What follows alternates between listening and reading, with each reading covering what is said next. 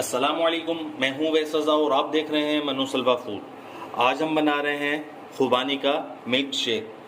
इसको बनाना बहुत ही आसान है और बहुत ही जल्दी बन जाता है। सीज़न है खुबानियों का और सीज़न का हर फ्रूट बड़ा फ़ायदेमंद होता है। इस रेसिपी को ज़रूर ट्राई करिएगा, बहुत ही मज़ेदार मिल्क शेक बन के तैयार होगा।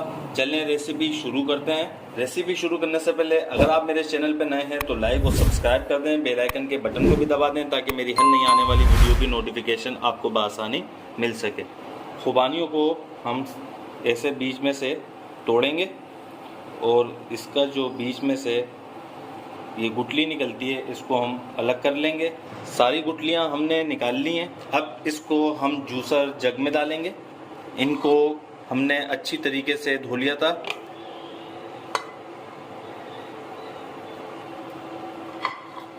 अब इसके अंदर हम डालेंगे दूध। ज़्यादा नहीं डालिएगा, आधा डाला है हमने, क्योंकि इसको हम अच्छी तरीके से ग्राइंड करेंगे। और हमारे पास कुमेल है, वो तकरीबन इसमें हम डालेंगे 4 चम्मच।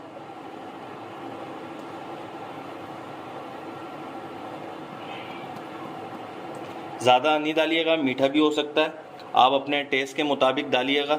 मैं इसमें 4 चम्मच डाल रहा हूँ, अंदाजे से डाल रहा हूँ।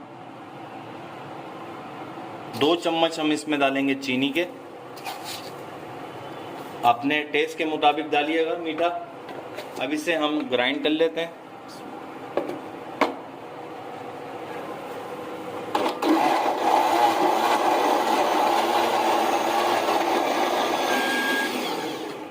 इसमें दूध डालेंगे हम। आधा किलो हमने दूध डाला।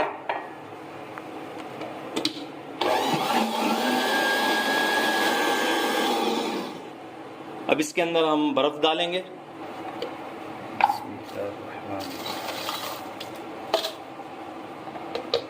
ग्राइंड करेंगे।